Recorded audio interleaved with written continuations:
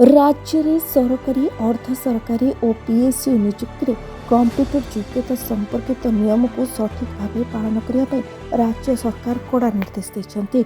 समस्त विभागीय मुख्य रेवेन्यू डिविजनल कमिशनर और जिलापाल मानक यह नियम कड़ाकड़ी भाव पालन करने को कहुई।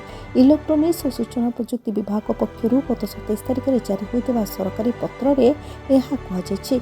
पत्र में स्पष्ट भाव कहुई सरकारी कर्मचारी एवं कंप्यूटर व्यवहार करेंगे। लेवल जो कंप्यूटर योग्यता निर्दिष्ट रही ओएसीआईटी पाठ्यक्रम को समतुल्य योग्यता भाव ग्रहण कर नॉलेज कॉर्पोरेशन लिमिटेड द्वारा परिचालित राज्य स्तरीय कंप्यूटर पाठ्यक्रम को सरकारी नियुक्ति मौलिक कंप्यूटर दक्षतार एक मान्यता प्राप्त और भरोसायोग्य प्रमाण भाव स्वीकृति दि जाएगी। एणिकी सबु सरकारी नियुक्ति रे कंप्यूटर योग्यता बाध्यतामूलक करा जाएगी।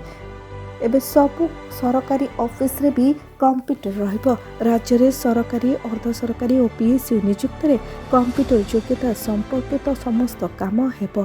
कारण एबे कंप्यूटर रे सबु काम हेले शीघ्र काम सरिबा सह सबु काम सठिक भाबे लेखा रहिबो। कोनोसी काम मध्य अवहेला होई परिबो नाही कि कोनोसी काम रे आउ विशृंखला देखा जिबो नाही।